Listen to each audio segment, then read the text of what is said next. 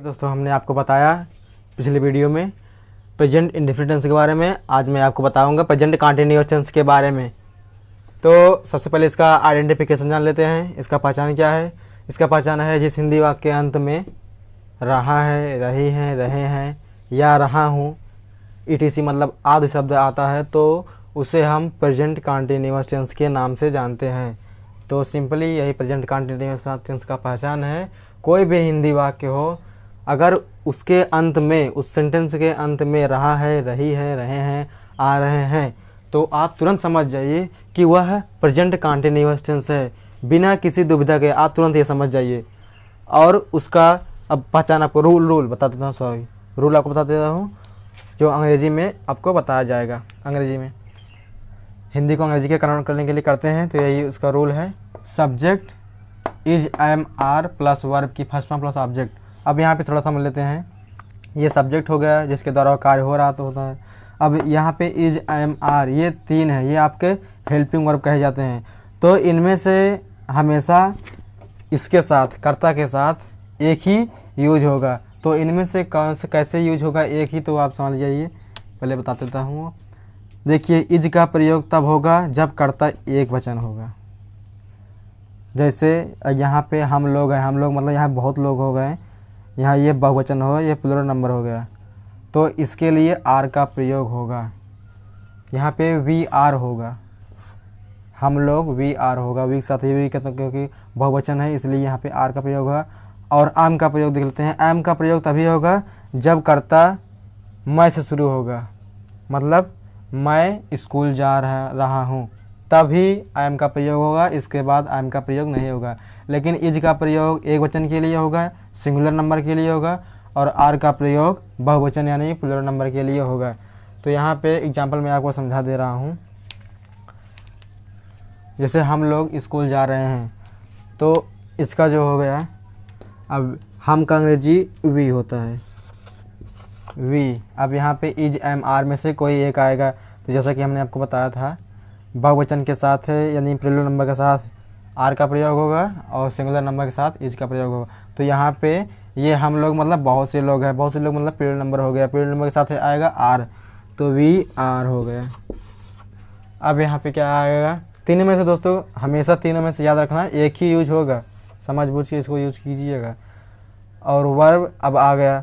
अब वर्ब इसमें क्या है आपको वैसे बताया था, जिसमें लास्ट में ना का स्वर निकले, मतलब जैसे जा रहे हैं, जाना मतलब जाना, जा रहे हैं मतलब इसका सही जो रूप देखा जाएगा वो जाना होता है, और जो लास्ट में होता है वही मैंने बताया है, वही आपका वर्ब होता है। तो वर्ब यहाँ पे जा होकर जाना को हो गया गो। तो यहाँ पे देखिए वर्ब में फर्स्ट फॉर्म हो गया गो वेंट गॉन में से ये गो पहला रूप है इसका, तो ये गो हो गया पहला रूप, फर्स्ट रूप। अब यहाँ पे ING जोड़ा गया है तो इसमें ING भी लगाएंगे, वी आर गोइंग। अब यहाँ पे ऑब्जेक्ट यहाँ पे मैंने आपको बताया था जो किसी चीज़ से मिलके बना होता है उसे ऑब्जेक्ट कहते हैं। तो स्कूल किसी चीज़ से मिलके बना होता है इसलिए इसको ऑब्जेक्ट कहते हैं, और बीच वाले भाग को हमेशा ऑब्जेक्ट ही कहते हैं। ऑब्जेक्ट ही आप समझिए इसे। तो वी आर गोइंग स्कूल।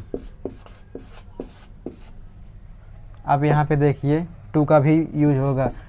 हमने आपको पिछली वीडियो में बताया था कि जब कहीं जाने के लिए कोई चीज़ यूज होता है तो वहाँ उसके पहले टू का प्रयोग होता है। जैसे स्कूल जाना, मार्केट जाना, घर जाना, इन सब के लिए हमेशा उसके आगे टू का प्रयोग होता है। तो आप ये बात ध्यान में रखेंगे ज़रूर, नहीं तो आपका गलत भी हो सकता है।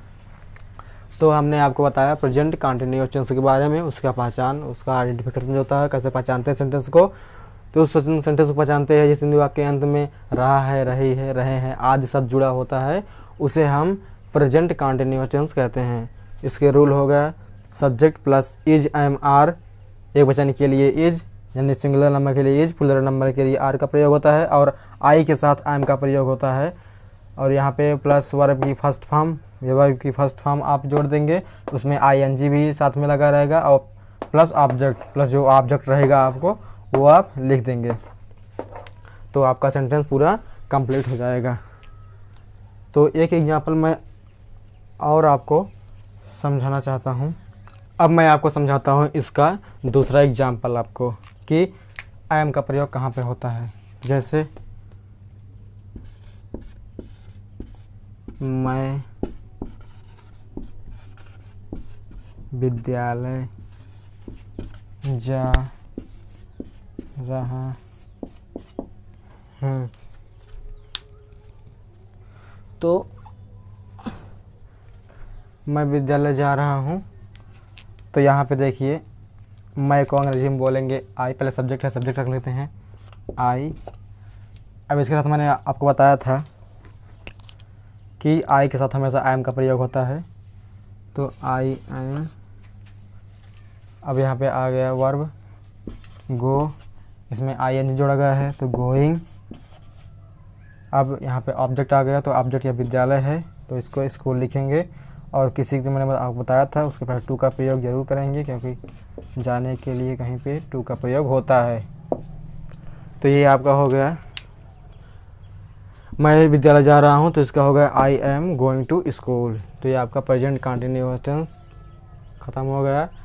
ये है पैसिव टेंस। अब आप पॉजिटिव सेंटेंस। अब आपको बताते हैं नेगेटिव सेंटेंस के बारे में, मतलब present indefinite tense, present continuous tense अगर नेगेटिव रूप में दिया रहता है तो उसे आप कैसे सॉल्व करेंगे। तो अब आइए जानते हैं प्रेजेंट कंटिन्यूअस टेंस का नेगेटिव सेंटेंस, मतलब ऐसा वाक्य जिनमें नहीं जुड़ा रहता है, मतलब वह हिंदी वाक्य जिसके अंत में रहा है, रही है, रहे हैं, उसके साथ साथ नहीं का भी यूज होता है, तो उसे हम प्रेजेंट कंटिन्यूअस टेंस का नेगेटिव सेंटेंस बोलते हैं। तो इसका थोड़ा अलग रूल होता है, तो इसका रूल देख लेते हैं। पहले ये हो गया सब्जेक्ट, इसके बाद इज एम आर में से कोई एक, सिंगुलर नंबर के लिए इज का प्रयोग, और प्लूरल नंबर के लिए आर का प्रयोग होता है, और आई के साथ हमेशा एम का प्रयोग होता है, और उसके बाद नाट का प्रयोग होता है। उसके बाद वर्ब की फर्स्ट फॉर्म हमेशा रहेगी, उसमें आई एन जी जोड़ेंगे, फिर इसके बाद उसमें ऑब्जेक्ट जोड़ेंगे। तो अभी एक एग्जाम्पल मैं आपको समझा दे रहा हूँ। इसका एग्जाम्पल होगा जैसे मैं विद्यालय नहीं जा रहा हूँ, तो इसमें देखिए नहीं शब्द आया है, तो इसलिए नेगेटिव सेंटेंस कहा जाएगा। अब इसको मैं अंग्रेजी में आपको करके बताता हूँ। तो सबसे पहले आप सब्जेक्ट है, सब्जेक्ट रख लीजिए, मैं है, मैं का आई हो गया। अब इज एम आर में से कोई एक आएगा, तो यहाँ पे मैं है, तो मैं मतलब आई है, तो आई का मतलब मैंने बताया था जब आई का प्रयोग होता है यहाँ पे आई एम का प्रयोग भी होगा, तो आई एम। अब आ गया नाट, आई एम नाट का प्रयोग नाट रख देंगे यहाँ पे। अब प्लस वर्ब की फर्स्ट फॉर्म, अब देखिए अब वर्ब इसमें जो है उसमें वर्ब देख लेते हैं। अब जाना इसमें वर्ब है, तो इसमें गो लगा देते हैं। अब यहाँ पे देखिए आई एन जी लिखा गया है, तो गोइंग इसमें आई एन जी जोड़ देंगे, ये हो गया गोइंग। अब यहाँ पे प्लस ऑब्जेक्ट है, तो यहाँ पे विद्यालय ऑब्जेक्ट है, जैसे कि हमने को बताया था कि ऑब्जेक्ट कैसे पहचानते हैं, तो ये ऑब्जेक्ट हो गया। तो गोइंग टू स्कूल, तो ये आपका सेंटेंस कंप्लीट हो गया। मैं विद्यालय नहीं जा रहा हूँ, I am not going to school. तो ये आपका हो गया सेंटेंस, नेगेटिव सेंटेंस कंप्लीट। तो आप इसी तरह से पहचान सकते हैं, आप इसी तरह से सॉल्व कर सकते हैं। अगर आपको कहीं भी कोई भी प्रॉब्लम हो तो आप मुझसे कमेंट बॉक्स में ज़रूर पूछ सकते हैं। मैं आपको 100% आपको सीधे आपको समझाऊंगा जहाँ पे आप नहीं समझ पा रहे हैं। तो ये रहा दोस्तों प्रेजेंट कंटिन्यूअस टेंस का पॉजिटिव सेंटेंस और नेगेटिव सेंटेंस। अब हम कल आपको बताएंगे प्रेजेंट परफेक्ट टेंस के बारे में, उसके जो पॉजिटिव सेंटेंस होते हैं, जो नेगेटिव सेंटेंस होते हैं, उसके बारे में मैं आपको बताऊंगा। तो मिलते हैं अगले वीडियो में।